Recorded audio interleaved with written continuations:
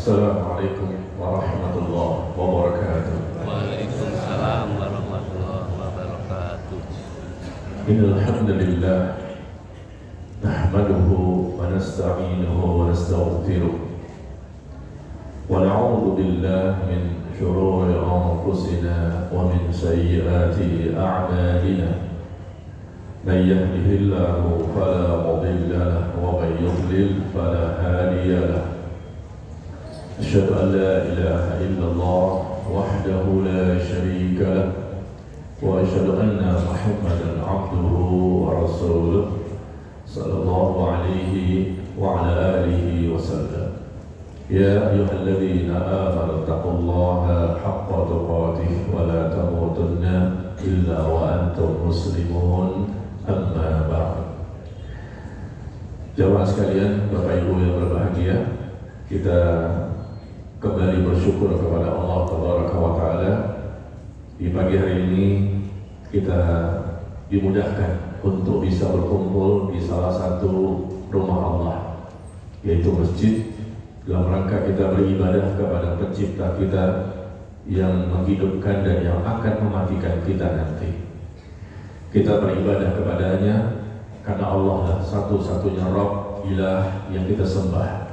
Tidak ada sesembahan yang berhak disembah dengan benar kecuali Allah Jalla wa'ala. Dan di pagi hari ini kita akan membahas satu tema yang sangat penting supaya kita bisa mendapatkan keselamatan dan kebahagiaan di dunia dan di akhirat nanti, yaitu tema kita takut di dunia, aman di akhirat. Ya, takut di dunia, aman di akhirat.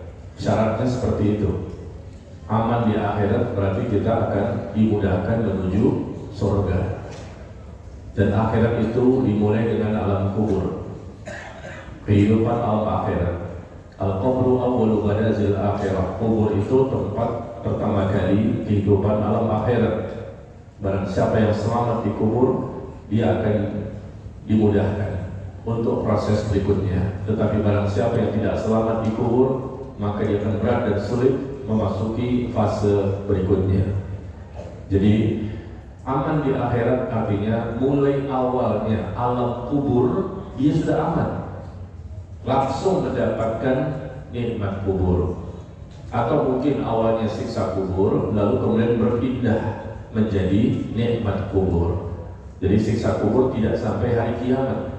Jika kuburnya tergantung dengan kadar dosa yang dilakukan oleh seseorang.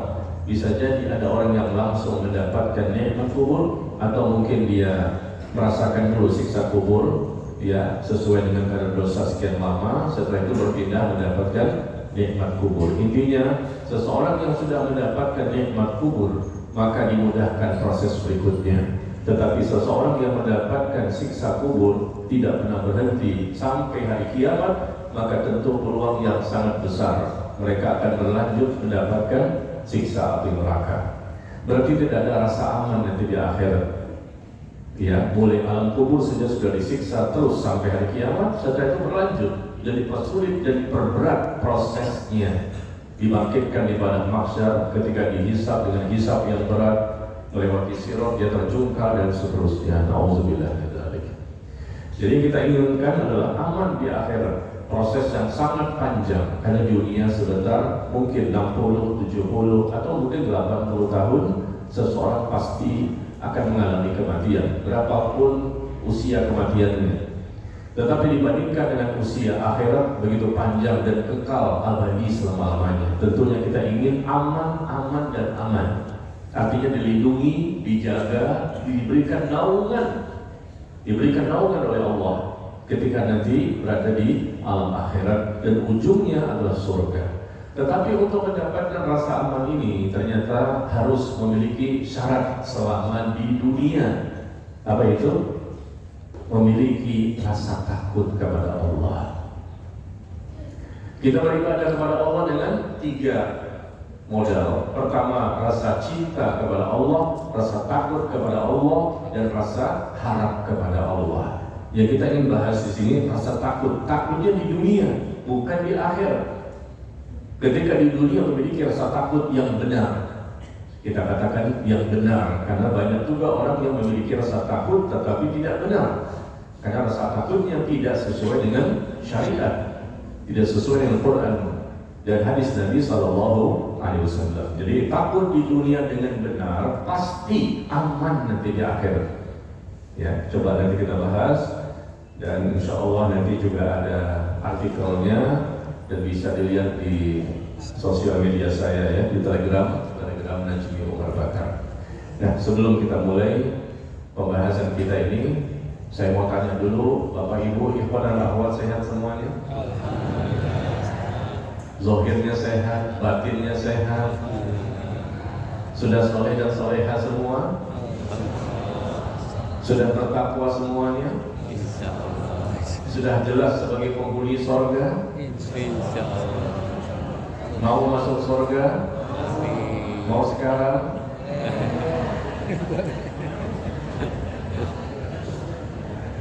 Sudah merasa aman nanti di akhirat? Belum. Sudah merasa takut di dunia? Sudah merasa aman di akhirat? Belum. Sekarang semua masih misteri ya, kita nggak tahu. Tapi di dunia gimana ini? Sudahkah kita memiliki perasaan takut kepada Allah? Takut itu dibuktikan. Nanti kita akan jelaskan, ada artikelnya ya. Takut itu dibuktikan dengan cara apa?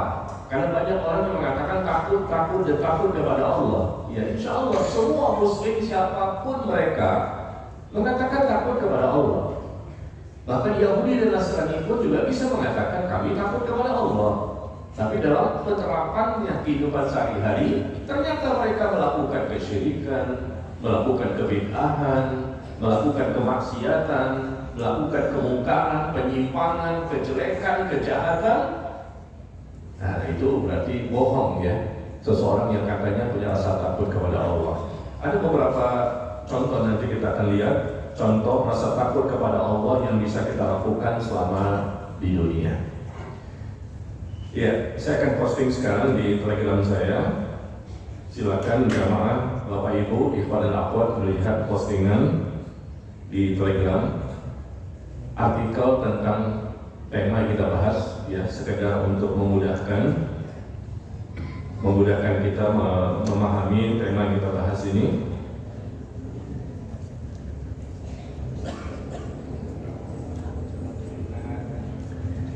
Dan sebelum kita mulai, sekali lagi saya minta kepada ibu-ibu yang solehah dan bertakwa untuk agak maju ke depan.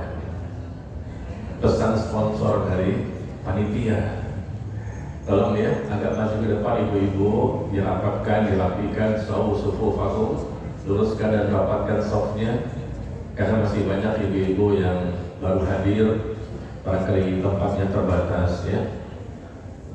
Gimana? Perlu nggak dimajukan batas ini? Dimajukan aja ya. Seperti ini ikhwan ini nggak seramai biasanya nih. Ya dimajukan aja pembatasnya, hijabnya. Karena ikhwannya juga tidak sebanyak biasanya. Biasanya bapak ibu ya. Iya dengan malaikat. Malaikat ada, jin ada.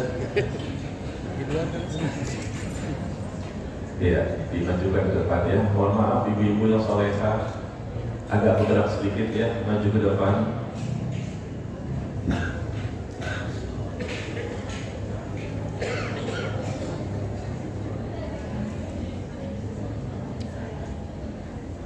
Kan ibu-ibu di Bekasi juga solehah semua ya. Amin.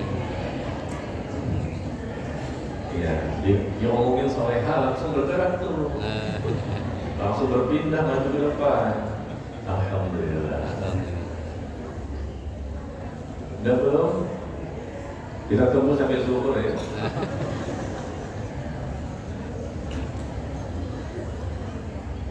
Baik, kita bahas sekarang. Silakan Bapak Ibu ikhwan dan akhwat melihat tulisan saya di Telegram saya, Telegram Najmi Umar Bakar. Insya Allah ini bisa membantu ya untuk kita membahas tema yang kita akan sampaikan.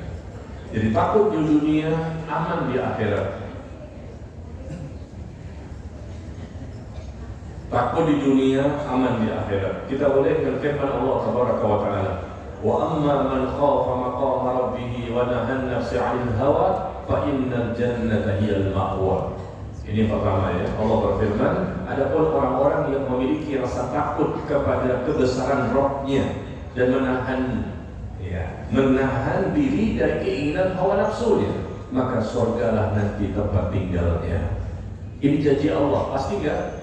Pasti terjadi. Wa amma man khafa maqama rabbih wa nahaa nafsa 'anil hawa fa innal jannata hiyal ma'wa. Adapun orang-orang yang memiliki rasa takut di dunia dan dia menahan dirinya dari keinginan hawa nafsu yang selalu mendorong dia melakukan kejahatan, kemaksiatan, kemungkaran, dia tahan. Menahan diri itu namanya sabar. Ya. Dia takut kepada Allah, dia bersabar. Sabar hatinya, sabar lisannya, dan sabar anggota badan yang lain. Menahan. Sabar itu bahasa Arab, as-sabr. Terjemahan bahasa Indonesia, sabar itu artinya menahan. Orang-orang yang memiliki rasa takut kepada Allah, dia menahan dirinya dari keinginan hawa nafsu. Yang mana kita tahu Allah firmankan dalam Al-Quran, hawa nafsu itu selalu mendorong manusia ke arah kejahatan. Itu hukum asalnya kalau hawa nafsunya tidak dirahmati oleh Allah. Tapi kalau hawa nafsu dirahmati oleh Allah, maka hawa nafsu itu pun akan mengajak dia kepada kebenaran. Ya, ini yang pertama, berita gembira dari Allah bahwa orang-orang yang takut dengan Allah, takut akan kebesaran Allah, ya, dan mereka menahan dirinya dari keinginan hawa nafsu yang mengajak kepada kemungkaran, maka aman di akhirat, surgalah tempat tinggalnya. Fa innal jannata hiyal ma'wa. Yang kedua, firman Allah di surah Ar-Rahman.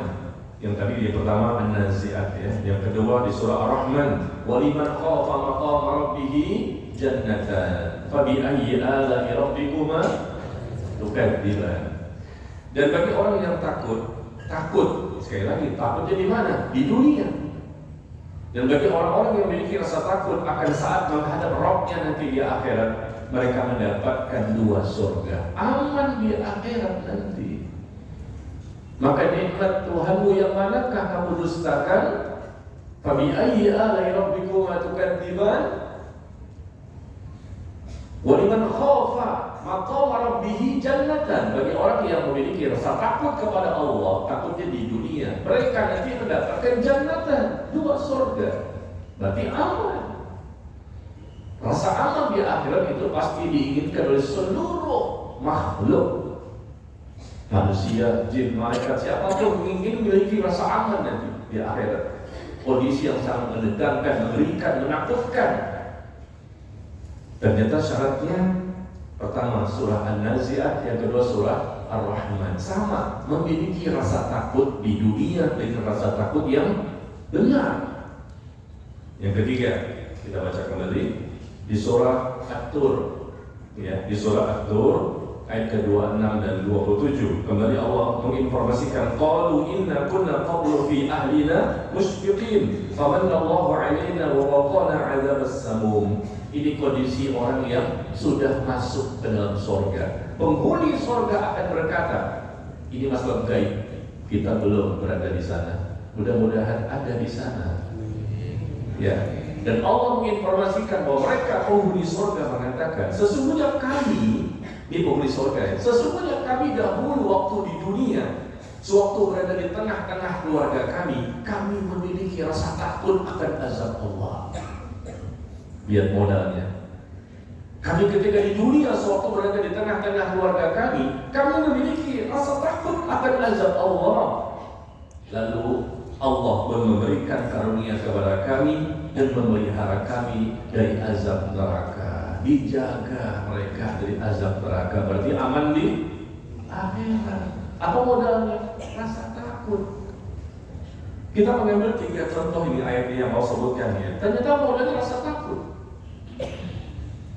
Berarti seorang mukmin itu selama di dunia selalu memiliki rasa takut sampai mati, tidak pernah merasa aman dari azab Allah. Meskipun Rasulullah sudah jelas surganya, tapi beliau orang yang paling takut kepada Allah. Meskipun para sahabat banyak dijanjikan dengan surga, mereka adalah orang-orang bertakwa, tapi tetap mereka takut kepada Allah.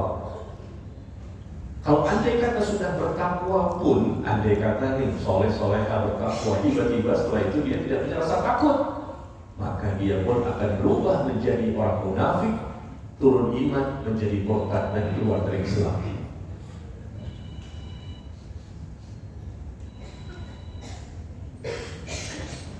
Iya, seperti itu ya. Jadi modal rasa takut inilah yang menjadikan seseorang akhirnya berusaha memperbaiki dirinya. Akhirnya dia bertaubat, dia berhijrah, dia berubah menjadi lebih baik, memperbanyak istighfar, minta ampun kepada Allah. Modal yang besar sekali ini di dunia, ya, dengan rasa takut yang benar dan nanti aman di akhirat. Allah sebutkan bahwa mereka akan mendapatkan surga. Mereka bahkan mendapatkan 2 surga. Kondisi penghuni surga ini, mereka, kami dahulu inna kunna qablu fi ahlina musyfiqin. Kami dahulu waktu di dunia, sewaktu berada di tengah-tengah keluarga kami termasuk orang yang takut kepada Allah dengan azabnya. Maka di akhirat Allah pun menjaga kami, melindungi kami dari siksa api neraka. Ya, dengan 3 ayat ini saja sebetulnya sudah cukup bagi kita. Berarti kita bersiap-siap saat ini, besok, lusa, dan seterusnya. Modal rasa takut untuk bisa aman nanti di akhirat. Yakin dengan kehidupan akhirat? Yakin. Yakin dengan adanya Allah? Yakin. Ya. Nah, Al-Imam Al-Hasan Al-Basri, coba kita baca di sini. Al-Imam Al-Hasan Al-Basri rahimahullah mengatakan, innal mu'min ajjalul khawfid dunya fa'amanahumullah yaumul qiyamah. Sesungguhnya orang-orang mukmin, orang-orang beriman itu, kata beliau, mereka itu menyegerakan rasa takut mereka di dunia. Bukan rasa takut itu nanti di akhirat, percuma. Takut itu di dunia harus ada, di akhirat pun takut juga. Dunia takut, akhirat takut sebetulnya. Kenapa?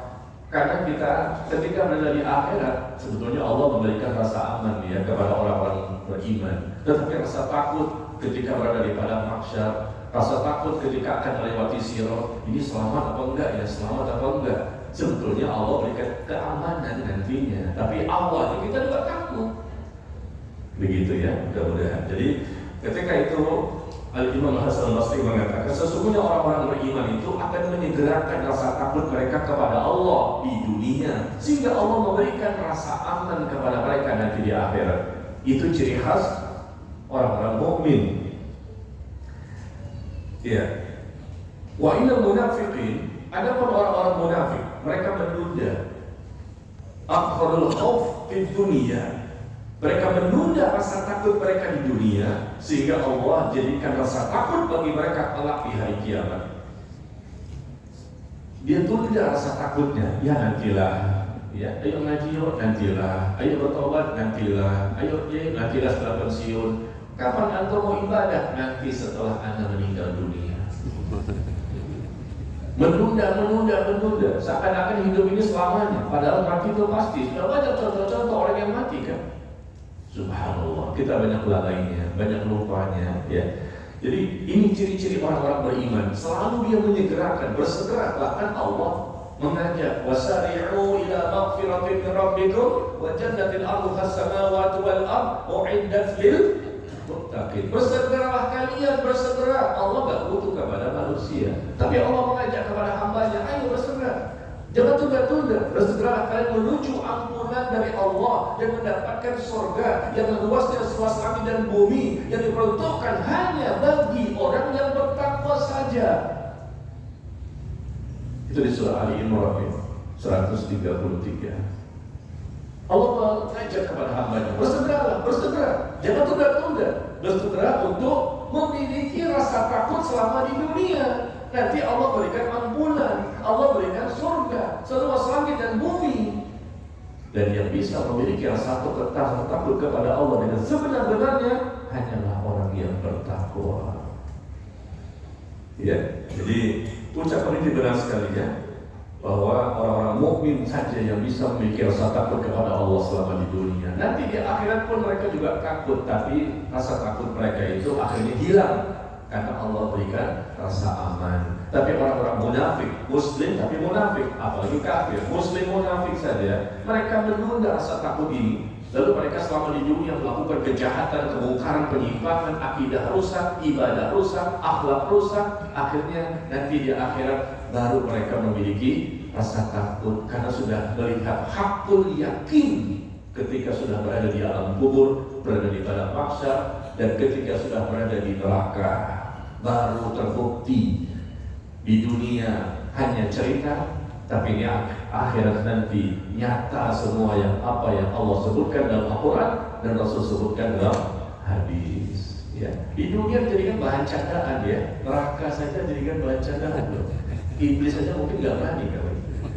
Ini lebih dahsyat daripada iblis ini. Iblis tahu ada neraka, dia takut, dan dia mengakui Allah sebagai Rabb-nya. Tapi ada manusia di zaman sekarang yang tidak mengakui Allah itu ada dan Allah itu pemilik langit dan bumi, dunia dan akhirat. Berarti mereka lebih rusak dibandingkan iblis. Iblis saja mengakui Allah sebagai Rabb-nya, cuma dia bermaksiat, akhirnya kufur. Tapi masih mengakui Allah itu sebagai Rabb-nya dan mengetahui adanya surga, adanya neraka, siksa yang begitu kekal. Begitu menakutkan, dia tahu, cuma akhirnya dia mengikuti hawa nafsu karena gengsi, hasad, iri dengki kepada Nabi Adam alaihissalam. Tapi atau tidak kemarin ya di sosial media ya, ada orang yang berani membuat video tentang siksa api neraka, dijadikan bahan candaan. Mereka tertawa-tawa. Enak ya di sini ya, kita bisa begini ketawa-tawa, dibuat video. Kita nggak tahu siapa pembuatnya itu. Apakah dia orang kafir atau muslim? Kalau dia muslim yang membuat video itu jadikan bahan candaan, dibuatlah api-api di belakangnya, dibuatlah skenario seakan-akan dia pernah ada di sana gitu. Langsung dia bisa melihat dan langsung membuat ya video tersebut, video yang penuh dengan kedustaan, dan dia bercanda tertawa-tawa. Nah nanti dia akan buktikan kalau dia muslim, murtad dia membuat video seperti itu, karena Allah mengatakan bahwa neraka itu hak, penuh dengan siksaan yang mengerikan dan menakutkan. Ada muslim yang mendustakannya. Enggak begitu kok. Buktinya ini ada videonya. Enak di sana, bisa bermain-main. Nah, mereka mendustakan. Bahkan mereka berteriak. Allah katakan mereka berteriak di neraka itu, minta dikeluarkan. Dikembalikan lagi, minta dikeluarkan. Dikembalikan lagi. Mereka berteriak-teriak, rasakan bagaimana pedihnya, sakitnya siksa api neraka. Tapi mereka mengatakan tidak. Kalau mereka muslim, mereka kufur, murtad dari Islamnya, menjadikan bahan candaan. Allah dijadikan permainan, ayat-ayat Allah dijadikan bahan olok-olokan, dan Rasul pun dijadikan sesuatu yang tidak boleh mereka kerjakan, mereka lakukan. Maka apa kata Allah? Jangan kamu minta maaf. Qad kafartum ba'da imanikum. Sebetulnya kamu sudah kufur, di mana kamu sebelumnya beriman, tapi saat ini kamu sudah kufur, keluar dari Islam.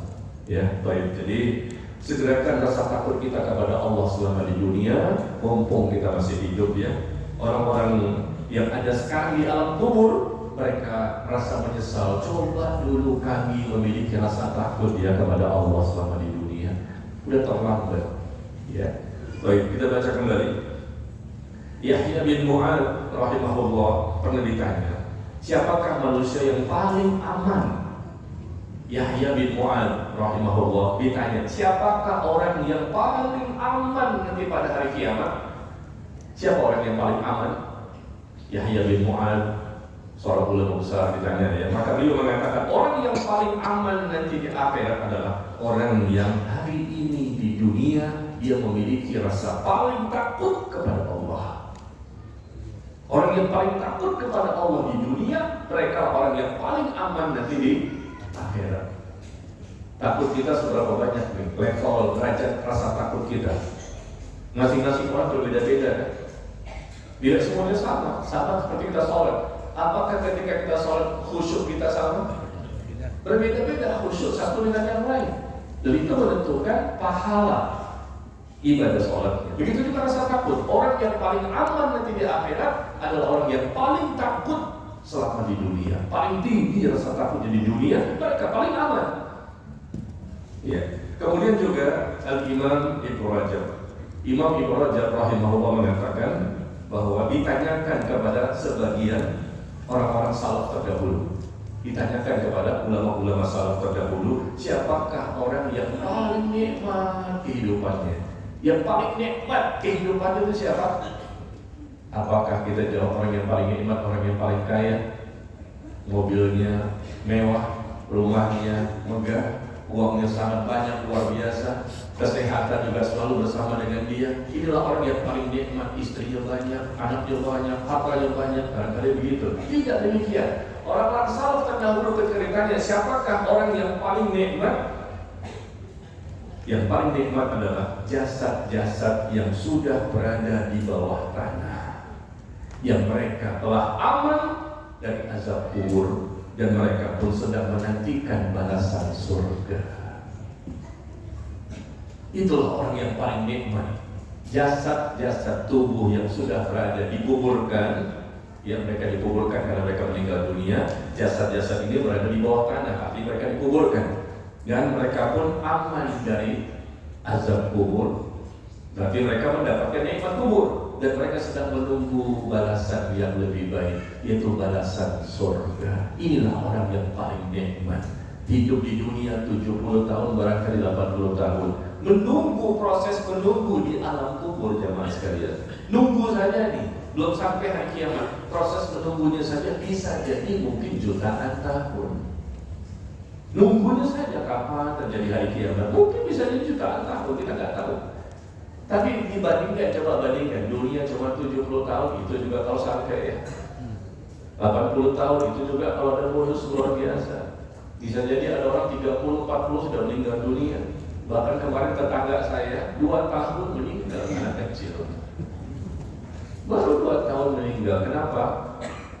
Karena dia kecebur dalam ember.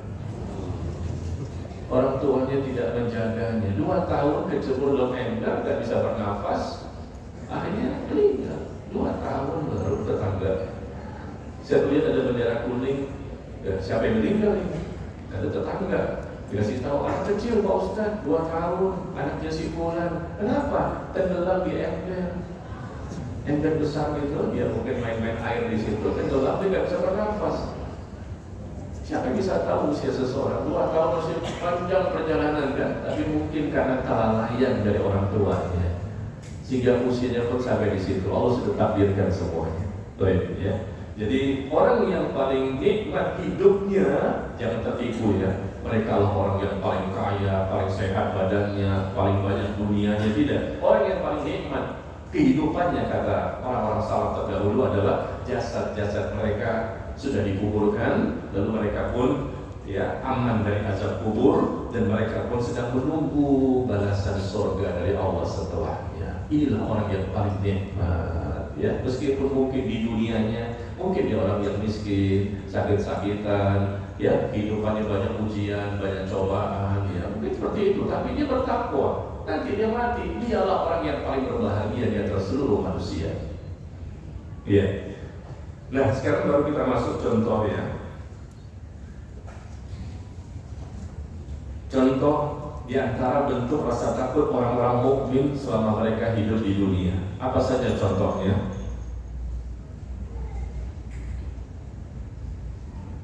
Yang pertama, kalau betul-betul kita memiliki rasa takut kepada Allah, buktikan, yaitu senantiasa mentauhidkan Allah.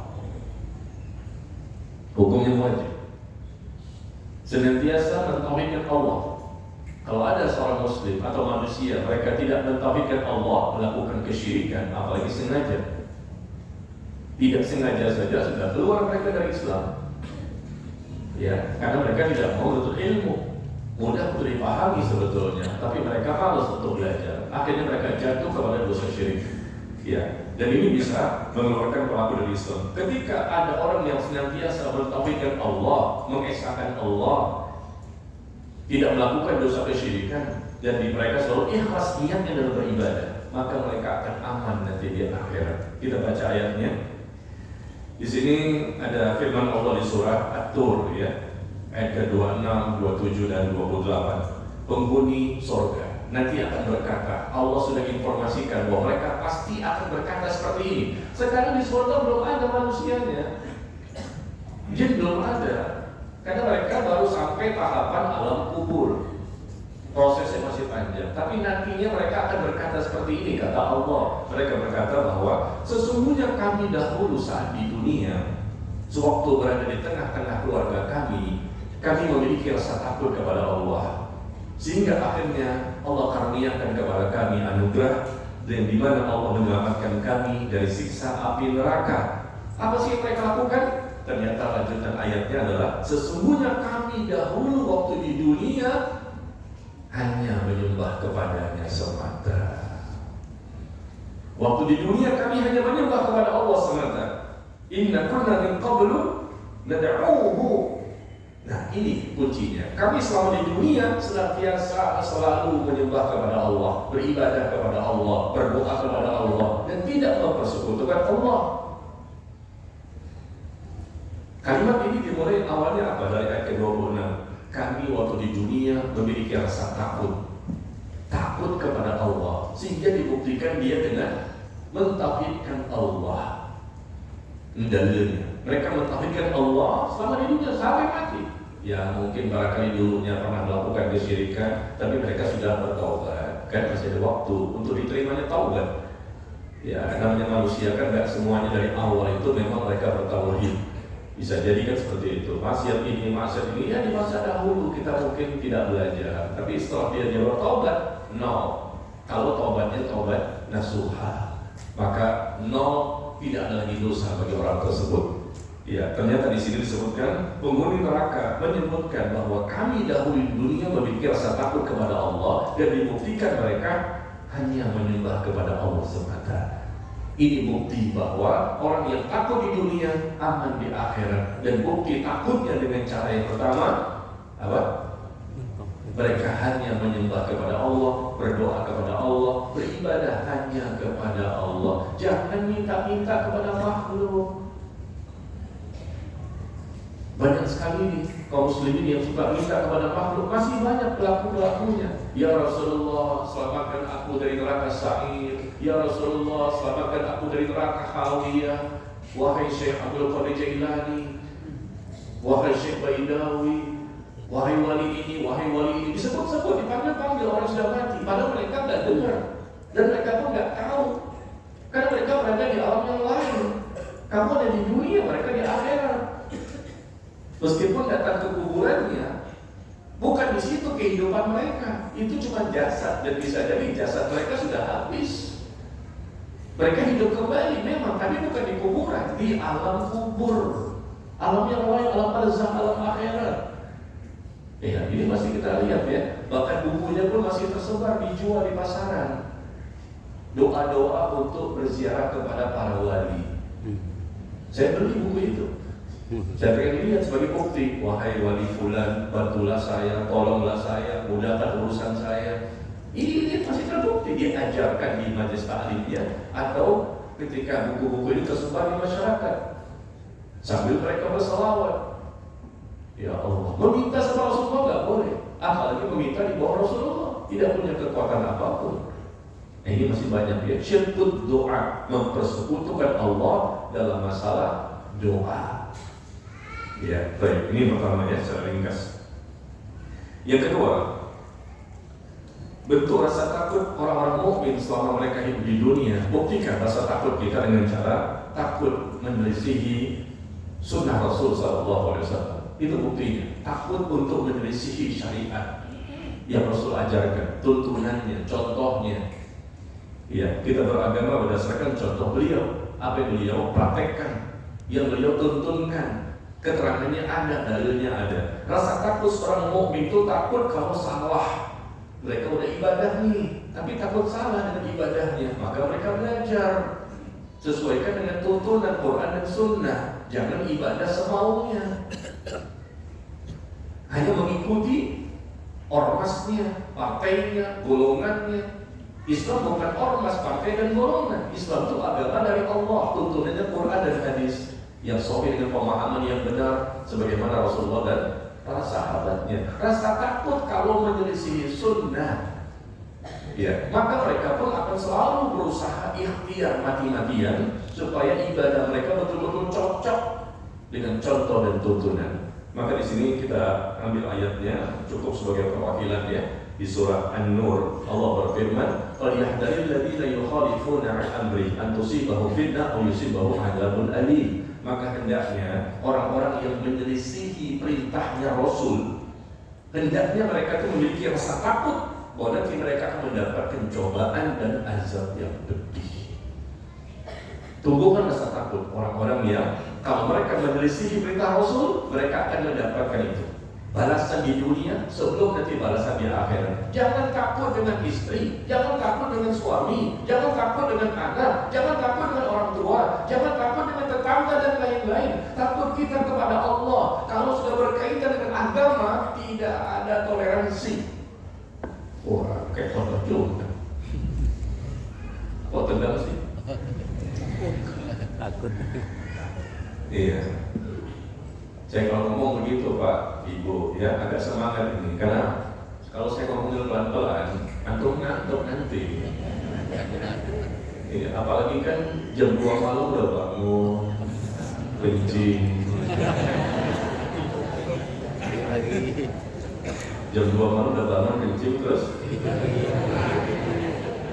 Iya, enggak lah, itu suuzon namanya. Jam 2 malam bangun kencing, wudhu dan sholat sampai subuh. Iya, makanya anak mau ngomong di depan pelan, antum pasti ngantuk karena udah capek dengan semalaman ibadah. Kan nggak boleh suuzon. Karena berdekatnya sama antum. Habis subuh juga, masya Allah menghatamkan Al-Quran. Perkiraannya seperti itu, benar nggak sih? Benar nggak? Mau bilang benar, tak berteriak. Mau bilang enggak, memang kagak. Dosa kan bohongnya. Ya, mohon maaf. Jadi memang seperti itulah. Saya dimana-mana ngomong itu agak kencang, bukan keras ya, tapi membangkitkan semangat gitu loh. Ya, karena berkaitan dengan audiens yang matanya kelap-kelip. Audiens matanya kelap-kelip. Ini menandakan apa ini? Ngantuk atau memang ingin pulang? Oh, saking khusyuknya. Itu doif jiddah. Baik ya, jadi hendaknya kita memiliki rasa takut itu dengan rasa takut yang benar ya. Kalau ada di antara kaum muslimin yang melakukan kesyirikan, mereka belum punya rasa takut kepada Allah. Kalau di antara kaum muslimin masih ada yang menyelisihi sunnah Rasul, cara beragama yang benar, masih melakukan kebid'ahan, bid'ah itu sesat, bid'ah itu dosa, bid'ah itu maksiat, dan diancam dengan siksa neraka. Bagaimana kita nggak takut? Segala sesuatu yang diancam dengan siksa kubur, siksa neraka, siksa balasan kuburkan di padang mahsyar, balasan juga di dunia, ini semua menumbuhkan rasa takut. Ini diancam dengan neraka. Setiap bid'ah itu sesat dan setiap bid'ah diancam dengan neraka. Ternyata banyak kaum muslimin yang tidak takut dengan neraka. Buktinya mereka masih melakukan kebid'ahan. Kullu bid'atin dhalalah wa kullu dhalalatin finnar. Ya meskipun mohon maaf ya kita lihat mereka masih ibadah gitu dari subuh sampai isya di masjid, masya Allah ya, tutup auratnya. Tapi kan rasa takut itu bukan begitu saja. Kita tunjukkan dari segala macam sisi, masuk ke dalam Islam secara kafah, secara keseluruhan, jangan setengah-setengah. Ya, jadi jangan takut kepada manusia, takutlah kita kepada Allah dengan sebenar-benarnya. Kadang-kadang kita ini mau beragama dengan cara yang benar. Nanti apa kata istri, nanti apa kata suami, nanti gimana orang tua. Jangan takut, sampaikan dengan elegan, dengan sopan, dengan baik ya. Tapi nggak boleh takut kepada mereka, karena mereka bukan pemilik dunia dan akhirat. Mereka bukan pemilik langit dan bumi. Rasa takut kita yang tertinggi, terbesar dan teratas hanya kepada Allah Taala. Maka kita tidak berani melakukan kesyirikan, dan tidak berani melakukan kebid'ahan, karena bid'ah itu dosa besar. Begitu banyak dalilnya ayat maupun hadis, Rasulullah itu melarang sekali ya untuk kita melakukan kebid'ahan. Baik, yang ketiga, bentuk rasa takut yang ketiga seorang mukmin selama di dunia adalah mereka takut kalau memiliki sifat kemunafikan. Mungkin syirik sudah tidak dilakukan, kebid'ahan sudah tidak dilakukan. Ini takut jenis ketiga lagi. Ini orang mukmin, hidupnya selalu takut. Ya nggak tenang dong Pak Ustaz. Nggak tenang, memang nggak tenang. Orang mukmin nggak ada yang tenang selama hidup di dunia. Kenapa? Karena masih misteri semua amal dia. Kalau ibadah pun masih misteri. Dia belum tahu diterima atau tidak, dosa diampuni apa tidak. Begitulah, tidak pernah tenang. Selalu tidak pernah merasa aman dari azab Allah. Tenangnya seorang mukmin nanti ketika sudah masuk surga, baru tenang dia, baru bahagia. Ya, baik. Jadi kita lihat di sini, takut memiliki sifat kemunafikan. Nah, kita lihat di sini contohnya Ibnu Abi Mulaikah rahimahullah mengatakan, adraktu talatin min ashabin Nabi sallallahu alaihi wasallam. Aku telah mendapati ada 30 orang sahabat Nabi sallallahu alaihi wasallam, semuanya mengkhawatirkan pada dirinya tertimpa kemunafikan. Ini levelnya siapa nih? Levelnya sahabat. 30 orang takut dengan kemunafikan. Mereka rata-rata orang bertakwa. Kita belum. Baru proses, mudah-mudahan nantinya bisa bertakwa. Ini yang sudah jelas, Allah mencintainya, Rasul mencintainya, Allah meridhoinya, Allah menerima taubatnya. Tapi takut dengan sifat kemunafikan. Begitulah rasa takut yang ada. Orang munafik itu adalah orang-orang yang berbeda ketika di hadapan orang, ketika sembunyi. Ketika ada manusia nih, wah mereka semangat. Ketika tidak ada manusia, nggak ada yang melihat, mereka males. Orang munafik suka riya, pamer-pamer, suka ingkar janji, suka berbohong, tidak amanah, berkhianat, menipu, berbuat curang. Kalau pun ibadah, ibadahnya bukan karena Allah, ini dipuji saja, pamer-pamer. Haji pamer, baru saja pergi haji, pulang-pulang udah cerita semua amal ibadahnya. Untuk apa ini? Ketika berhaji juga kemarin, alhamdulillah banyak orang yang bisa berangkat, dia bisa berangkat. Seharusnya bersyukur, tutup itu. Jangan buka pintu-pintu yang bisa membahayakan hati kita. Hari ini nih, saya sebetulnya ingin meliburkan kajian. Saya tidak ingin mengajar hari ini sebetulnya. Kenapa? Karena khawatir Bapak Ibu belum pulang dari haji.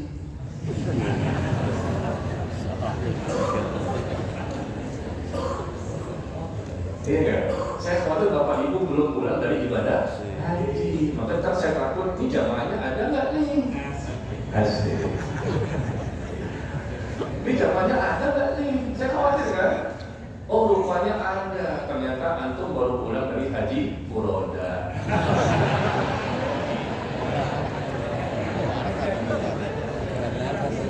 Nggak berangkat tuh. Berangkat nggak kemarin furodanya? Ya. Kenapa nggak berangkat? Visa nggak keluar. Untung visa nggak keluar, jadi antum tetap ada di sini. Coba kalau visanya keluar, saya datang masjidnya kosong. Mana jamaahnya? Berangkat semua Pak Ustaz. Amin dong. Amin. Mudah-mudahan tahun depan kita berangkat ya. Insya Allah kita ketemu di sana ya. Alhamdulillah. Ya. Ini namanya berprasangka baik. Ya kan? Takutnya kosong nih, saya dikasih tahu, Pak Ustaz besok ngajar, benar nggak nih? Jamaahnya ada nggak? Ya rupanya bukan pulang, memang kagak berangkat. Ya, jadi takut memiliki sifat kemunafikan. Kemudian Al-Imam Al-Hasan Al-Basri rahimahullah mengatakan, tidak demi Allah, ya, seorang mukmin itu tidak memasuki waktu pagi dan petang kecuali dia takut kemunafikan menimpa pada dirinya. Sifat ini kita harus miliki. Coba ya, Bapak Ibu coba dengarkan. Suatu hari Nabi SAW bersabda kepada para sahabatnya, Inna akhwafa ma akhafu alaikum asyirkul asghar. Sesungguhnya yang paling aku takutkan akan tertimpa kepada kalian adalah syirik kecil. Rasul takut nih, menakutkan ya. Rasul takut kepada para sahabat kalau mereka nanti tertimpa syirik kecil. Maka sahabat bertanya, ya Rasulullah, apakah yang maksud dengan syirik kecil? Kata Rasul, riya. Rasul bicara kepada para sahabat, sesungguhnya ada sesuatu yang paling aku takutkan tertimpa kepada kalian, yaitu syirik kecil, yaitu riya. Rasul khawatir nih kepada tingkat para sahabat. Kata Syekh Shalih Fauzan, hafizahullah, beliau mengatakan ketika memberikan penjelasan hadis ini bahwa Rasulullah SAW mengatakan ini kepada siapa? Sahabat Abu Bakar, sahabat Umar, sahabat Muhajirin dan Ansor. Di hadapan mereka Rasul mengatakan itu, aku takut kalian tertimpa penyakit riya. Mereka sudah bertauhid, imannya luar biasa. Mereka tidak termasuk orang munafik, tapi Rasul takut mereka tertimpa kemunafikan. Salah satu sifat kemunafikan adalah riya.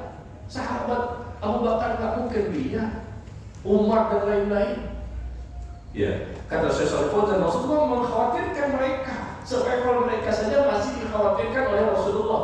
Bagaimana yang lain? Mereka itu orang-orang yang telah mencapai puncak ketauhidan, puncak keimanan. Dan mereka juga berjihad fisabilillah. Walaupun demikian, tetap Rasulullah SAW mengkhawatirkan mereka nanti terjatuh ke dalam syirik kecil namanya riya. Apalagi kita ece-ece, baru ngaji, baru berubah, menang jenggotnya doang, ya, menang cadar doang, jilbab doang, kasih wali murid. Iya, penampilan doang, tapi bagaimana isinya? Wah, anak aman. Riya itu luar biasa. Beda-beda tipis dengan ikhlas, dan perubahannya bisa per setengah detik. Setengah detik yang lalu ikhlas, setengah detik kemudian udah riya. Rasul takut kepada para sahabat yang levelnya Abu Bakar, Umar dan lain-lain. Ya, dengan mengatakan bahwa inna akhwafa ma akhafu alaikum asyirkul asghar. Sesungguhnya yang aku paling takutkan tertimpa kepada kalian, yang paling aku takutkan tertimpa kepada levelnya sahabat adalah riya. Apalagi kita bukan levelnya mereka. Maka jangan buka-buka pintu dengan pamer-pamer, ya, pamer ibadah, pamer foto sana, foto sini, ya, selfie sana, selfie sini, samping Ka'bah, depan Ka'bah, atas Ka'bah. Kurban kemarin foto-foto sama hewan kurbannya, nangis, sedih untuk berpisah dengan hewan kurbannya. Susah dibedakan wajah dia dengan hewan kurban. Susah dibedakan, mirip-mirip wajahnya. Ada jenggotnya juga di situ. Dengan kambingnya, dengan sapinya. Untuk apa pamer-pamer? Wah, ini saksikan kan di video di YouTube itu. Karena ada kadang-kadang suka buka YouTube. Kalau kan nggak main YouTube. Bapak Ibu kan di rumah baca Quran dan hadis. Ya, beda level kita ini. Ya, baik.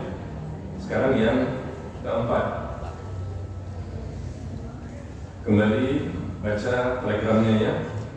Saya berharap Bapak Ibu di sini semuanya ada aplikasi Telegram. Mudah-mudahan ya, Telegram ini bermanfaat. Banyak artikel-artikel dari saya maupun dari Ustadz yang lain ya. Jangan mendengarkan saja, kalau bisa ada Telegram sehingga bisa membaca langsung ya. Karena setiap bulan itu selalu saya upayakan untuk membuat artikel ya. Baik, yang keempat, coba kembali bentuk rasa takut orang-orang mukmin selama di dunia. Yang keempat adalah mereka itu warok, senantiasa berhati-hati dalam menjalani kehidupan selama di dunia, takut khawatir jatuh kepada dosa. Ini bukti rasa takut kita ini harus warok. Innal ladzina hum min khasyati rabbihim mushfiqun, kata Allah. Lihat di surah Al-Mu'minun ini. Sesungguhnya orang-orang yang karena takut dengan azab Allah, maka mereka sangat berhati-hati. Gak berani mereka melakukan kecuali dengan ilmu yang subhan-subhan. Ini syirik apa tauhid, ini sunnah apa bid'ah, ini halal apa haram, ini hak apa batil, ini boleh apa enggak. Gak berani mereka melakukan kecuali setelah mereka mempelajari, tanya sana tanya sini, berhati-hati takut jatuh kepada dosa. Sebagaimana Khalifah Umar bin Al-Khattab radhiyallahu anhu pernah bertanya kepada sahabat yang bernama Ubay bin Ka'ab radhiyallahu anhu, apakah definisi takwa?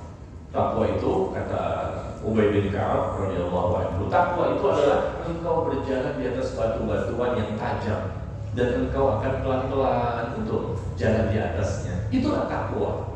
Orang bertakwa itu diumpamakan seperti itu, berjalan di atas batu-batuan yang tajam sekali, kan nggak mungkin berlari karena di batu sangat tajam, pelan-pelan kita menginjaknya pelan-pelan. Itulah takwa, berhati-hati dalam kehidupannya. Ternyata Allah sebutkan di sini di surah Al-Mu'minun bahwa sesungguhnya orang-orang yang karena mereka takut, punya rasa takut yang benar kepada Allah, takut dengan azabnya, maka mereka sangat berhati-hati, tidak sembarangan. Maka mereka berilmu dulu baru bicara, berilmu dulu baru berbuat, beramal. Ya, tidak mau mereka itu beramal tanpa ilmu. Itulah kaum mukmin. Ya, mereka itu selalu berusaha belajar. Ya, menjauhi berbagai macam perkara yang haram, menjauhi perkara yang syubhat yang masih tersamarkan, bahkan mereka menjauhi perkara yang makruh dan menjauhi perkara yang mubah yang sifatnya berlebihan. Kenapa? Takut jatuh kepada dosa. Ini 4 poin. Sekali lagi, orang mukmin itu berhati-hati dalam kehidupannya. Mereka menjauhi 4 poin. Pertama, menjauhi perkara yang haram, sudah jelas. Semua yang haram mereka jauhi. Yang kedua, mereka menjauhi perkara yang syubhat yang masih belum jelas. Maka mereka cari info dulu, tanya dulu kepada orang yang mengetahui. Semua masalah-masalah yang syubhat mereka jauhi. Yang ketiga, sikap seorang mukmin bentuk rasa takutnya kepada Allah karena kehati-hatian. Mereka menjauhi perkara yang makruh. Makruh ini kan sebetulnya nggak haram ya, tapi Allah dan Rasulnya nggak suka kalau itu dilakukan. Kita tinggalkan. Hati-hati dia meninggalkan perkara yang makruh. Yang keempat, meninggalkan perkara yang mubah yang sifatnya berlebihan. Makan itu kan mubah, tapi ditinggalkan yang berlebihan. Kalau makannya sampai 3 piring makan bersama piring-piringnya, ditinggalkan perkara-perkara yang berlebihan itu. Itu orang yang bertakwa. Tidur boleh nggak? Tidur boleh, mubah, tapi dia tidak berani untuk berlebihan. Tidur secukupnya. Ada orang yang cukup mungkin 3 jam, ada mungkin 4 jam, ada mungkin 6 jam. Silakan, masing-masing orang berbeda-beda. Tapi jangan sampai berlebihan. Tidur seharian itu nggak boleh. Ya, makan tidak berlebihan, tidur tidak berlebihan, bergaul, bicara tidak berlebihan dan seterusnya. Inilah 4 poin ya. Sikap kehati-hatian bagi seorang mukmin, nggak berani sembarangan gitu loh. Nah, ini wujud rasa takut kepada Allah Tabaraka wa Ta'ala. Ya, kalau kita masih berada pada tingkatan tingkatan pertama meninggalkan perkara yang haram, tapi masih melakukan yang syubhat, masih melakukan yang makruh, masih melakukan mubah yang berlebihan, maaf, kita belum termasuk orang bertakwa. Masih level paling rendah. Meninggalkan yang haram saja, ya itu cemen itu, masih rendah itu. Ya, kita belum bertakwa. Orang bertakwa nggak begitu. Mukmin sejati yang punya rasa takut yang tinggi kepada Allah, naik peringkat, tinggalkan perkara yang haram, dia tinggalkan juga yang syubhat. Ini sunnah atau bid'ah? Oh nggak jelas. Nanti deh saya pelajari dulu. Oh ternyata bid'ah, dia tinggalkan. Ya, naik lagi peringkat. Wah ini makruh, meskipun tidak haram, tapi Allah dan Rasul kan nggak suka. Dan kita dianjurkan untuk meninggalkan perkara yang makruh, dia tinggalkan juga. Gampang itu meninggalkan, ringan, gampang, yang mudah bagi dia. Karena dia punya rasa takut semakin tinggi ya kepada Allah, maka meninggalkan yang haram mudah, enteng, ringan, gampang. Meninggalkan yang syubhat gampang, meninggalkan yang makruh gampang. Nah, level keempat yang tertinggi, dia tinggalkan perkara yang mubah, nggak haram, nggak makruh, nggak syubhat. Mubah boleh makan, minum, tidur segala macam, tapi kalau berlebihan dia nggak berani. Takut jatuh kepada dosa. Makan berlebihan mengakibatkan mudarat bagi hati, menjadi keras. Makan berlebihan menjadikan bisa jadi tubuh sakit.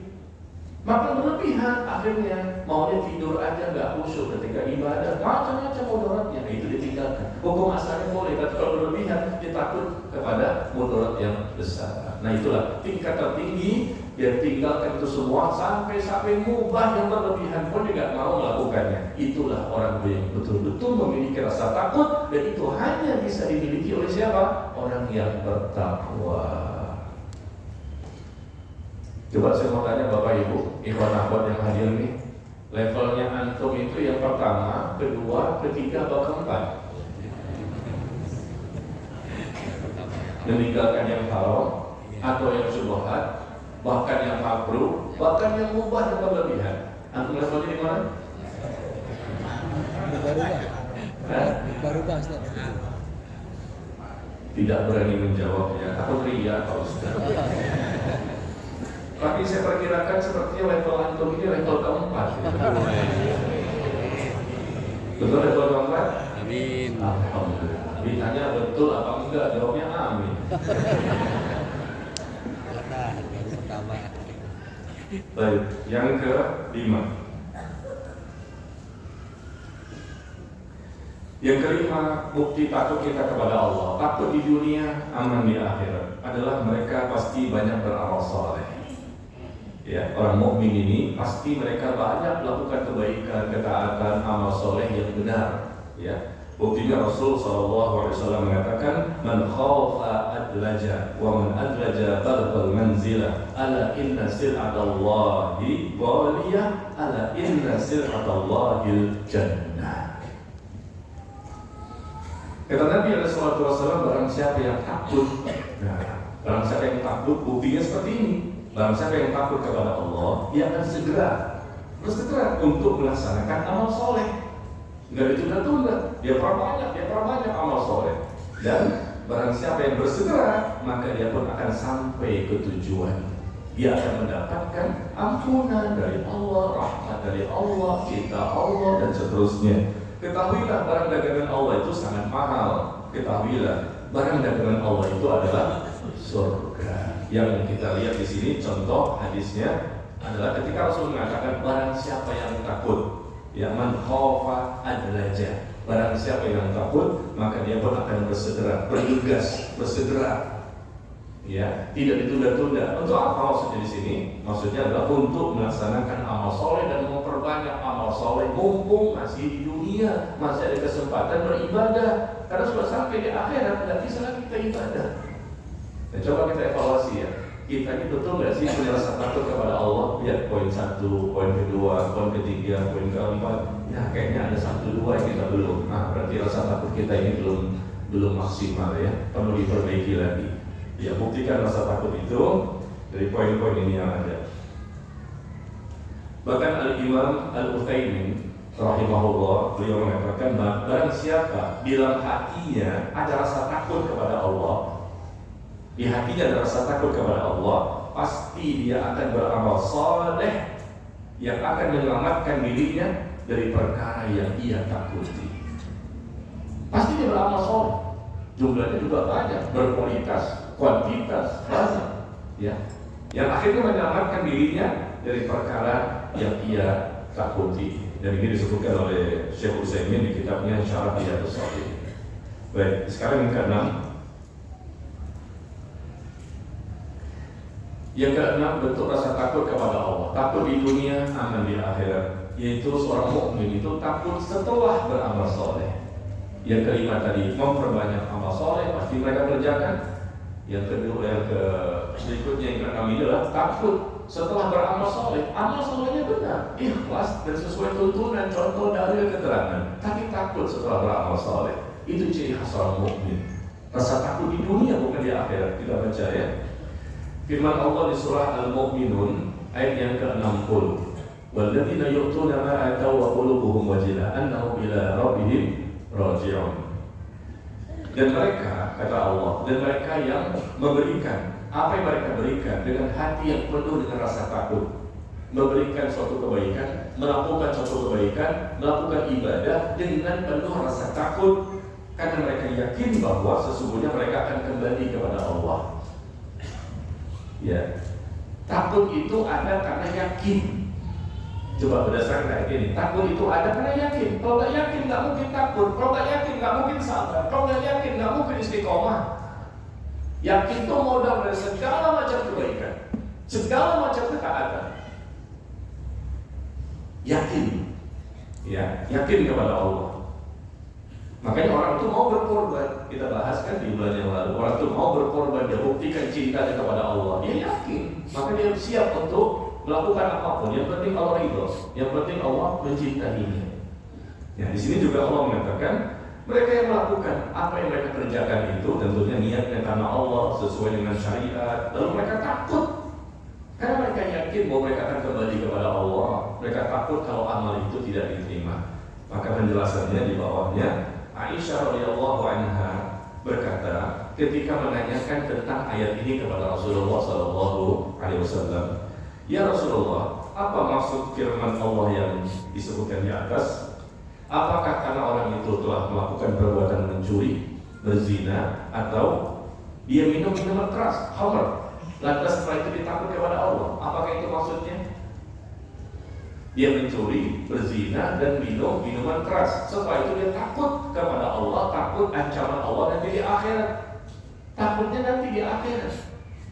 Ya, apakah itu maksudnya? Karena dia yakin bahwa dia akan kembali kepada Allah, takut diberikan hukuman.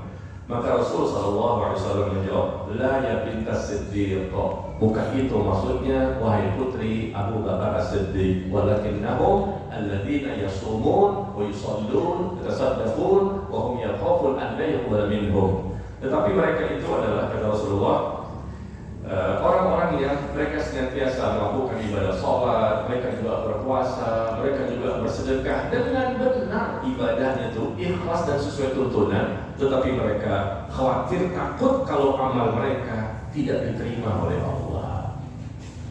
Takut kalau amal tidak diterima. Setelah beribadah takut, itu adalah kondisi orang mukmin selama di dunia.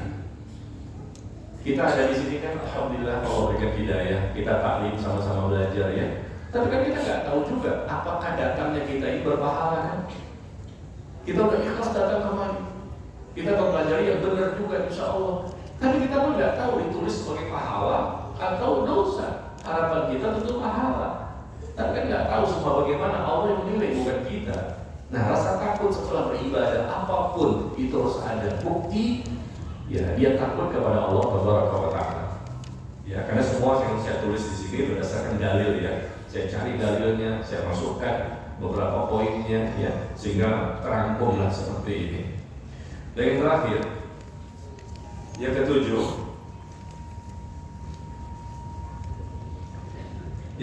bukti rasa takut seorang mukmin kepada Allah selama di dunia adalah takut dengan dosa-dosa di masa lalu dan takut dengan kondisi saat ini sampai datangnya ajal.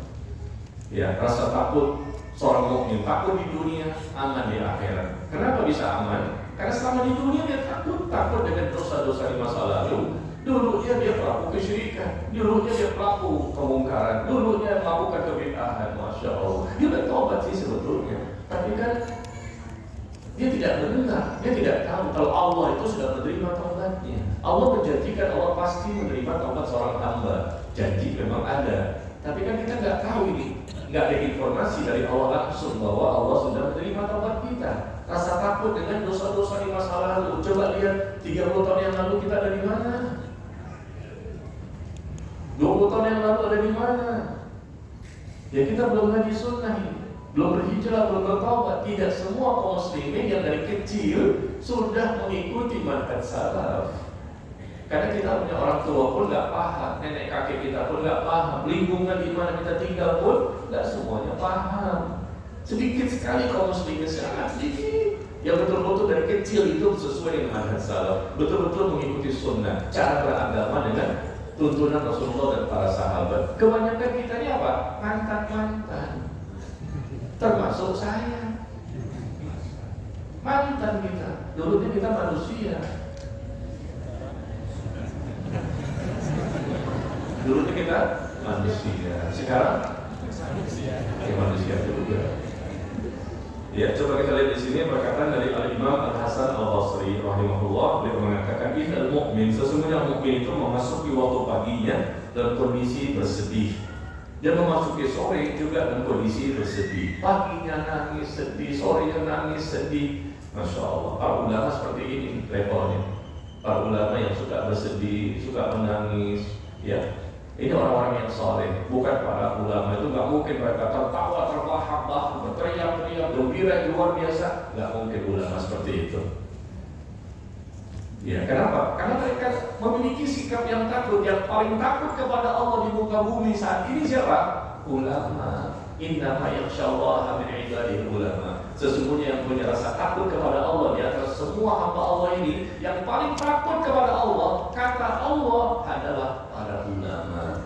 Itu Allah sebutkan di surah Fatir, surah ke-35 ayat yang ke-28.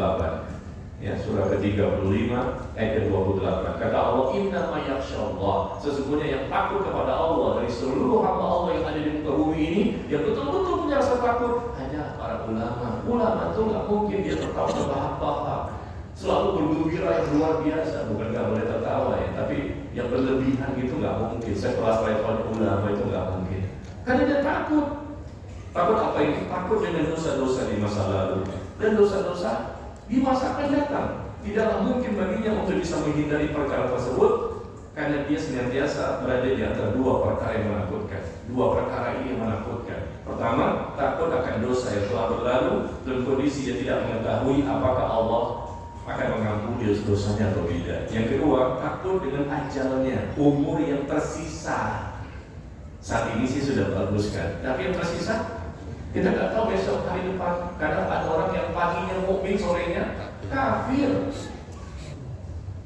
Bayangkan itu, paginya mukmin, sorenya kafir. Rasul menggambarkan seperti itu, fitnah yang luar biasa di akhir zaman. Ya, takut akan ajal, umur yang masih tersisa dalam kondisi dia tidak tahu apa yang akan menimpa saat itu, berupa perkara-perkara yang bisa saja membinasakannya. Ya, demikian ya.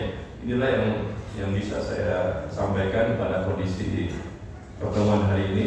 Beberapa poin, ada lagi mungkin yang ke-8, yang ke-9, 10 dan seterusnya. Tapi paling tidak ini ada 7 contoh yang bisa kita sampaikan. Contoh-contoh rasa takut seorang mukmin kepada Allah, dan ini selalu ada dalam kehidupannya, selalu menyertai mereka sampai datang kematian kepadanya. Kalau mereka memiliki seperti ini, kita memiliki seperti ini, maka otomatis insya Allah besar peluang akan aman nanti di akhirat. Ya, teorinya gampang ya? Teorinya gampang ya?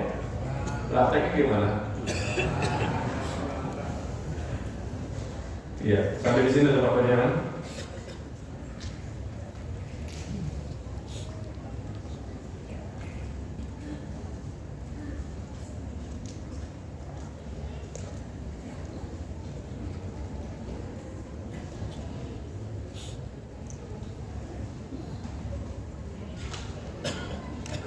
Yang pertama,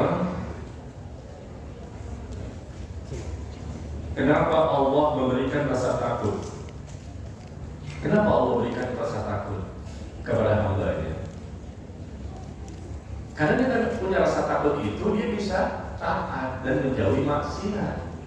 Kan bagus. Apa kita nggak mau dikasih rasa takut? Dan kita minta kepada Allah, Allahumma inni as'aluka khasyataka fil ghaib wasyahadah. Itu doanya.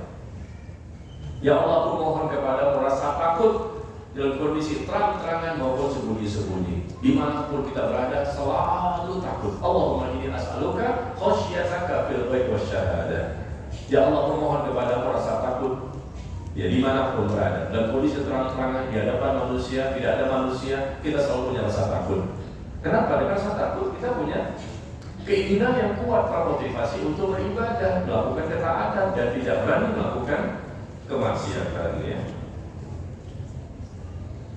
Makanya kita minta ini doa kita kepada Allah. Salah satunya itu ya. Salah satunya minta agar kita diberikan rasa takut kepada Allah. Allahumma ja'al khasyataka akhwafal asya'. Ya Allah, jadikan rasa takut kepadamu merupakan rasa takut yang paling aku takuti. Coba biasakan ya. Allahumma ja'al khasyataka akhwafal asya'. Ya Allah, jadikan rasa takutku kepadamu merupakan rasa takut yang paling aku takuti. Ya, kalau Allah ijabah doa kita itu, maka akhirnya kita memiliki rasa takut yang semakin bagus, semakin tinggi, dan akhirnya kita mampu mencapai tingkat ketakwaan.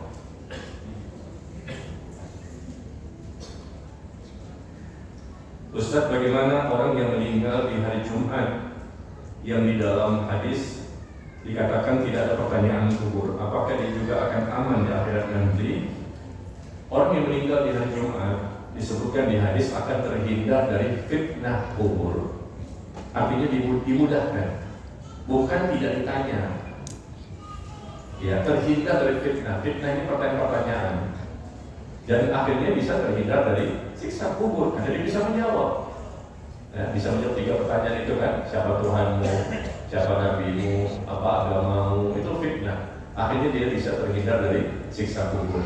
Dan ketika sudah terhindar dari siksa kubur, ya tentunya kata Rasulullah apa? Dimudahkan proses berikutnya. Berarti dia aman nanti di akhirat, ya. Tetapi jangan kita terlalu tergesa-gesa memberikan kepastian. Wah, meninggal hari Jumat dia lagi khutbah lagi. Misalnya begitu kan? Lagi mendengarkan khutbah atau khotibnya hari Jumat lagi.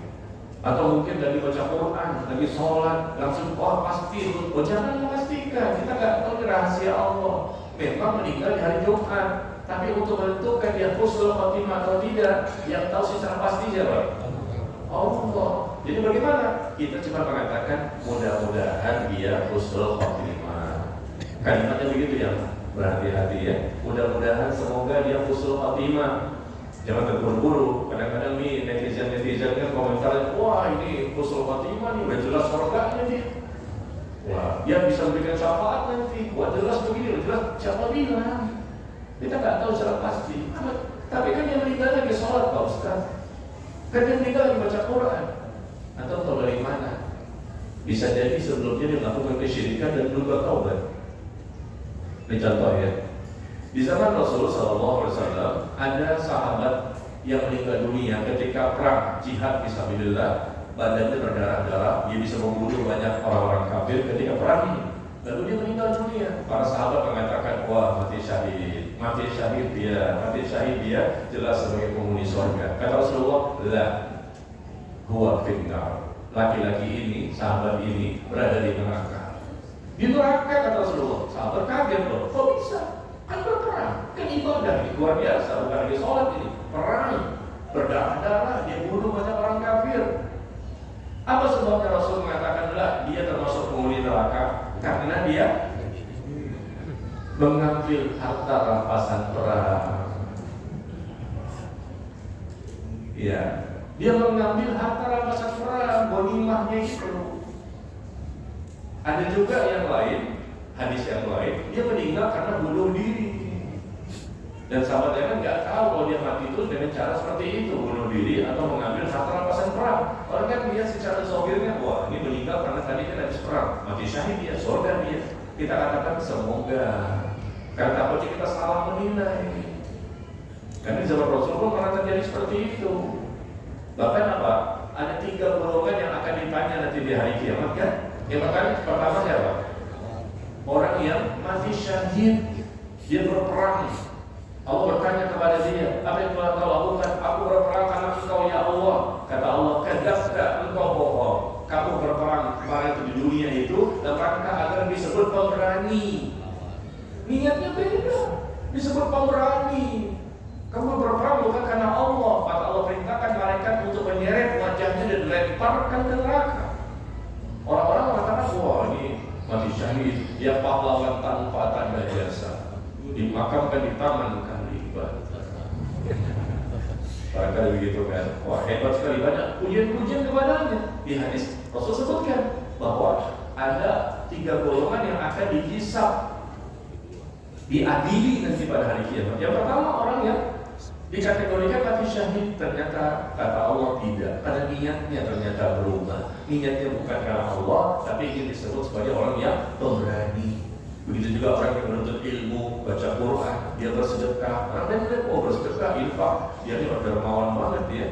Dia orang yang berilmu, salah ngaji sini, baca Qurannya bagus. Ternyata nanti di akhirat Allah bongkar isi hatinya. Dan ternyata amal soleh ini semua gak diketahui oleh manusia. Karena hatinya itu Allah yang tahu. Nah demikian. Jadi kalau meninggal di hari Jumat pun kita katakan dia Muslim kan, bukan kafir ya. Dia Muslim, maka mudah-mudahan kita tahu siapa dia beribadah juga ya. Insya Allah ngaji sunnah juga. Mudah-mudahan semoga husnul khotimah. Tapi untuk memastikan jangan. Tolong ibu-ibu pintunya dikunci ya, supaya tidak ada yang pulang duluan. selalu setiap bulan seperti ini. Saya diakhirkan oleh mereka. Padahal saya paling jauh rumahnya, Depok sana kan. Ya Allah, Ustaz ngambek. Kemudian Pak Ustaz, saya adalah pensiunan bank. Pensiunan bank ya. Apakah uang tersebut boleh saya pakai untuk keperluan sehari-hari? Mohon pencerahannya. Jazakillah khairan. Jazakillah khairan. Langsung megang jenggot saya. Ya Allah, ini berarti namanya ibu-ibu ya.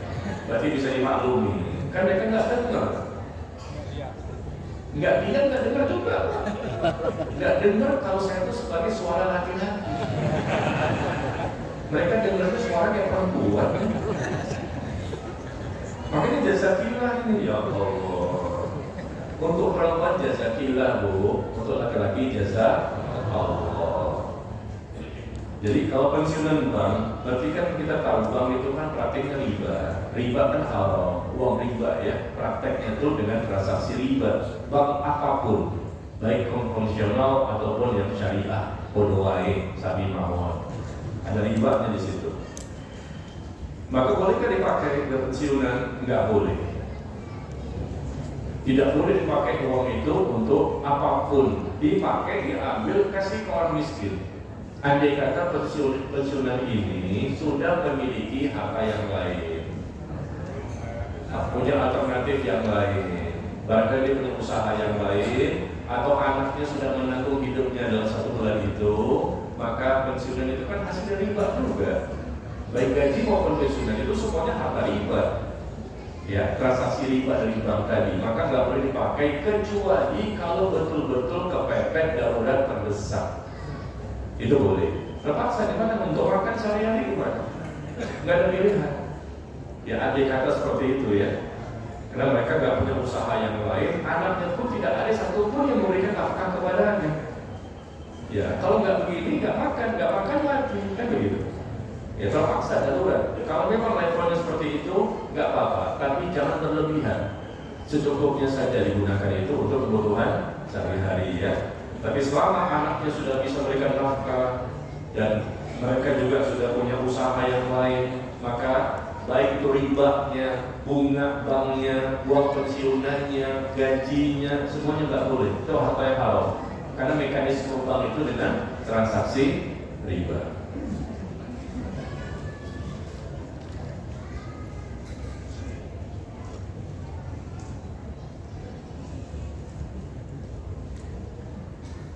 Kemudian di saat kita memiliki rasa takut kepada Allah, dikhawatirkan malah timbul rasa suuzon kepada Allah. Satu sisi takut, sisi lain suuzon. Karena rasa kan takut Pak Ustaz, masa di neraka sih? Kan begitu. Gak mungkin lah. Kita gak boleh suuzon sama Allah. Level saya kan sudah soleh dan soleha. Ya kan begitu. Saya tahu maksud pertanyaan ini begitu kan. Ya, dia merasa pede banget gitu loh dengan dia sudah punya rasa takut. Maka jelas dong kita nggak boleh suuzon. Masa kita akan ditempatkan di siksa kubur? Terus bagaimana cara mencegahnya Ustaz agar tidak punya prasangka buruk kepada Allah? Baik ya. Memang kita harus punya rasa takut dan tidak boleh suuzon kepada Allah. Cuma tadi saya katakan, meskipun andai kata seseorang itu sudah punya rasa takut yang luar biasa sampai levelnya siapa? Para sahabat. Apa kurang rasa takutnya? Kita ambil contoh mereka saja, jangan kita ya. Tapi tetap mereka takut. Bukan takutnya mereka kepada Allah karena mereka suuzon, tapi karena mereka tahu diri bahwa amal mereka itu misteri semua. Karena nggak tahu semua amal diterima apa enggak, istighfar taubat diterima apa enggak. Karena semua misteri, maka mereka takut itu loh, bukan suuzon sama Allah. Mereka tahu Allah pasti mengampuni, tapi karena ini misteri semua, nggak ada informasi.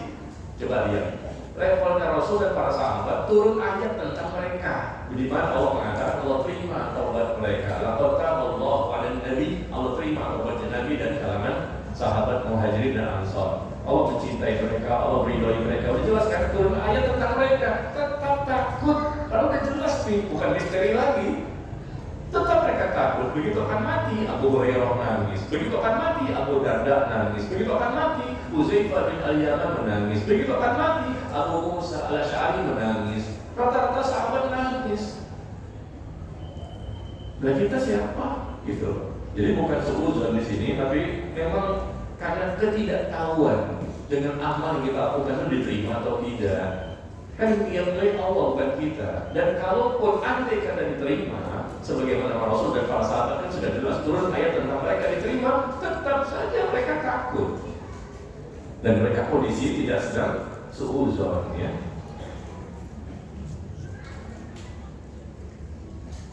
Kemudian, apakah rasa takut itu suatu bentuk kesyirikan kepada Allah? Apakah rasa takut itu suatu bentuk kesyirikan kepada Allah? Misalnya takut punya anak banyak nanti akan jadi beban hidup. Ya, takut punya anak banyak nanti akan jadi beban hidup. Ya, rasa takut kepada Allah tidak boleh ada unsur kesyirikan. Begini ya, saya jelaskan. Syirik kepada Allah itu terbagi 5. Syirkul akbar, perbuatan syirik yang dapat mengeluarkan seseorang dari Islam. Syirik ada syirik besar, ada syirik kecil. Syirik kecil, riya, tatayur, bersumpah atas nama selain Allah. Itu contoh-contoh syirik kecil. Ada syirik besar. Syirik besar ini begitu dilakukan langsung murtad. Begitu dilakukan langsung membatalkan keimanan. Ada 5 contoh syirik besar. Yang pertama, syirik berdoa, mempersekutukan Allah dalam doa. Dia doa sama selain Allah, sudah selesai. Ya, keluar. Bukan lagi seorang muslim, berdoa kepada selain Allah, beribadah kepada selain Allah. Itu yang pertama. Yang kedua, syirkun niyah, mempersekutukan Allah dalam masalah niat, tujuan dan keinginan. Tidak ada sedikit pun untuk Allah, betul-betul untuk selain Allah semuanya. Nah, ini mempersekutukan Allah dalam masalah niat. Niatnya bukan karena Allah dalam segala hal. Maka dia termasuk sudah keluar dari Islam. Yang ketiga syirkut ta'ah. Syirkut ta'ah itu mempersekutukan Allah dalam masalah ketaatan. Ya, ketaatan dia termasuk bentuk kesyirikan. Kenapa? Dia memberikan ketaatan secara total dan mutlak kepada selain Allah. Contohnya apa? Ketika Allah mengatakan ini haram, ada tokoh agama mengatakan halal, maka dia mengikuti tokoh agama itu, tidak mau mengikuti Allah. Apapun kata tokoh agamanya, sami'na wa ata'na, ikut tokoh agamanya, kiainya, ustadznya, meskipun dia tahu ini bertentangan dengan firman Allah. Dia memberikan ketaatan secara mutlak. Tidak boleh seperti itu. Allah katakan halal, dia mengikuti. Barangkali ada tokoh agama mengatakan halal, atau Allah katakan halal, tokoh agama mengatakan haram. Ketika dia mengikuti tokoh agama ini, ya, secara mutlak ketaatannya diikuti, membabi buta gitu loh, mengikuti apapun kata tokoh agama ini, berarti dia mempersembahkan ibadahnya kepada tokoh agama itu. Karena di zaman Rasul SAW, Rasul pernah mengatakan kepada orang-orang Nasrani, kalian ini menyembah kepada para pendeta-pendeta kalian. Kata mereka, kami tidak menyembah para pendeta kami. Kata Rasulullah, kalian menyembah, beribadah kepada para pendeta kalian.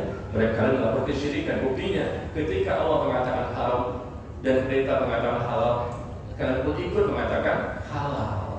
Ketika Allah mengatakan haram, ya, pendeta mengatakan halal, atau sebaliknya, Allah mengatakan halal, pendeta mengatakan haram, maka kalian pun ikut mengikuti pendeta itu, bukan ikut Allah. Berarti kata Rasulullah, kalian sudah beribadah kepada mereka. Itu namanya syirkut ta'ah, mempersekutukan Allah dalam masalah ketaatan, ya, secara mutlak. Kita nggak boleh seperti itu. Ketaatan betul-betul mutlak, tidak boleh dibantah, tidak boleh ngeyel. Apa kata Allah, apa kata Rasul, sami'na wa ata'na. Ya, itu yang ketiga.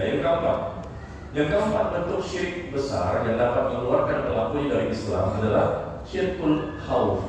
Nah, di sini mempersekutukan Allah dalam masalah rasa takut.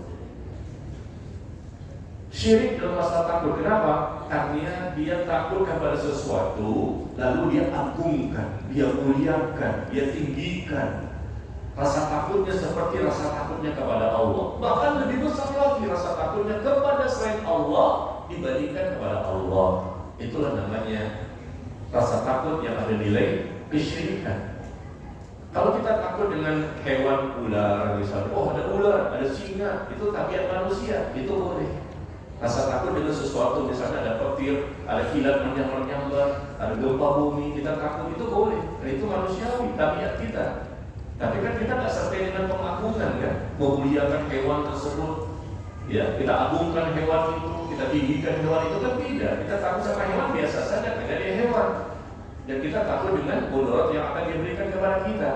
Nah seperti itu. Tapi kalau sudah ada sesuatu misalnya Nyi Roro Kidul, penguasa Laut Selatan, penguasa Laut Selatan ini dilarungkan sesajen dilarungkan, ya, kasih makanan, kasih buah-buahan, sayang itu mau banjir.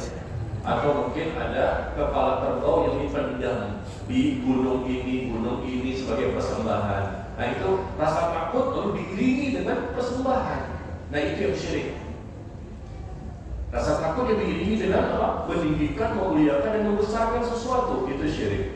Itu namanya syirkul khauf. Ya. Tapi kalau sekedar takut dengan sesuatu yang sifatnya tabiat manusia, ada hujan yang lebat sekali, hujannya lebat, nah itu wajar kita takut. Ya. Kemudian yang kelima, yang termasuk syirik besar yang dapat mengeluarkan pelakunya dari Islam adalah syirkul mahabbah. Syirkul mahabbah itu syirik dalam masalah cinta. Allah tidak mau dipersekutukan dalam masalah cinta. Cinta kepada Allah harus yang tertinggi, terbesar, dan teratas. Jangan kita mencintai selain Allah yang kita jadikan mereka cinta kepada istri, suami, anak, orang tua dan lain-lain boleh, tapi jangan jadikan cinta kepada mereka adalah cinta yang tertinggi.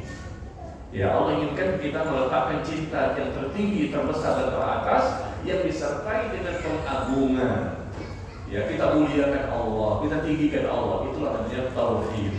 Kalau ada orang yang mencintai selain Allah, lalu dia jadikan itu dengan persembahan, dia agungkan, dia tinggikan, dia besarkan karena saking cintanya, nah itu bisa jatuh kepada syirkul mahabbah. Ya. Jadi contoh tadi apa? Takut punya anak banyak termasuk nggak syirik khauf? Takut banyak anak nanti akan jadi beban hidup. Takut nggak ini termasuk apa? Termasuk syirik? Tidak, bukan termasuk syirkul khauf. Syirkul khauf sekali lagi, rasa takut yang disertai dengan pengagungan. Kita muliakan, kita tinggikan. Sebagaimana ada kaum muslimin yang memuliakan gunung-gunung tertentu. Kadang ada penunggunya itu, ada jinnya. Ada kita sembahkan sesuatu, melarungkan makanan ke lautan misalnya. Nah ini yang nggak boleh kan. Tapi kalau sekedar takut dengan sesuatu misalnya hewan tadi, ada petir, ada kilat, atau mungkin khawatir kalau punya anak dikhawatirkan nanti menjadi beban hidup. Rasa khawatir seperti ini bisa terjadi manusiawi, ya. Tapi jangan berlebihan, karena kita tidak tahu rezekinya kan. Rezeki itu pasti datang, pasti ada. Setiap makhluk, setiap manusia masing-masing ada rezekinya yang sudah Allah takdirkan.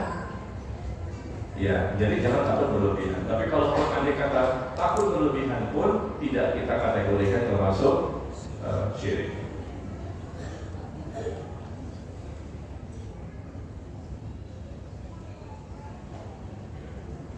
Nah, sekarang slide berikutnya ya, sebentar lagi sedikit lagi nih.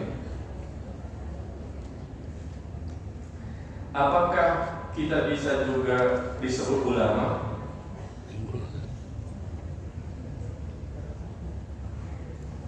Apakah bisa juga kita ini disebut ulama? Wah, hebat.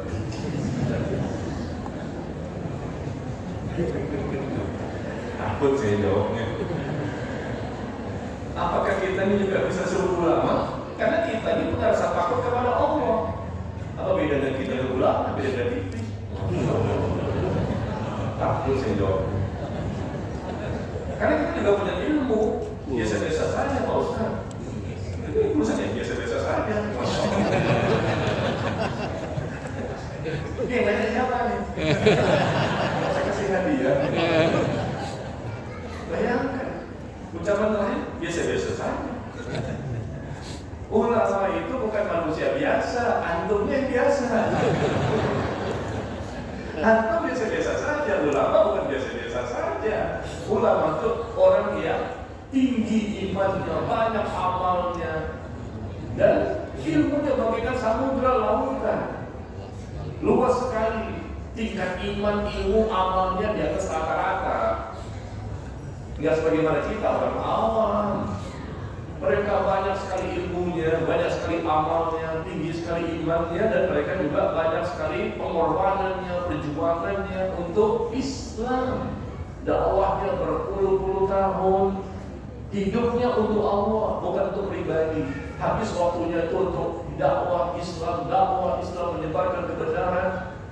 Nah itu ulama, orang yang paling takut, bukan takut ya, paling takut. Baca tadi saya katakan di surah Fatir ya, bahwa sesungguhnya inna wa yakhshallaha min ibadil ulama, sesungguhnya orang yang takut, yang paling takut di antara seluruh hamba-hamba Allah yang ada di muka bumi ini. Siapa yang paling takut? Kata Allah, ulama. Gitu ya. Ya mereka tuh ibadah saja beda seperti kita. Ibadahnya luar biasa, banyak sekali. Kalau kita kan levelnya al-haqqu takatsur. Itu udah gedumel ya. Kalau ulama mulai dari alif lam mim dzalikal kitabul la raiba fi, hafal Quran mereka ribuan hadis. Hafal Quran itu pasti. Kalau ulama enggak hafal Quran bukan ulama namanya. Pasti hafal Quran. Nah, kita hafal enggak? Kagak hafal. Ujung-ujungnya inna ataina kal kautsar. Trikul. Alif ras hafalan An-Nas. Ulama hafal Quran mantap, hafalannya bagus, bacaannya, dan hafal ribuan hadis. Mereka belajar Islam berpuluh-puluh tahun. Ya, beda ya. Tapi di sini bahasa biasa-biasa saja. Mereka punya ilmu, kita punya ilmu. Ya Allah, berani banget ya, pede banget. Ya nggak apa-apa lah ya, lalu juga bertanya ya nggak. Jam 11 sudah nih? Ya. Masih ada beberapa pertanyaan tapi sudah jam 11. Dan saya minta maaf ya, karena nggak mungkin diselesaikan semua. Karena waktu kita sudah habis, jam 11 harus pulang. Karena Bapak Ibu bisa jadi ingin pulang untuk kembali menghatamkan. Ya, demikian. Wallahu a'lam bishawab. Wassallallahu ala nabiyyina Muhammad. Walhamdulillahirabbil alamin. Subhanakallahumma wa bihamdika asyhadu an la ilaha illa anta astaghfiruka wa atubu ilaik. Assalamualaikum warahmatullahi wabarakatuh.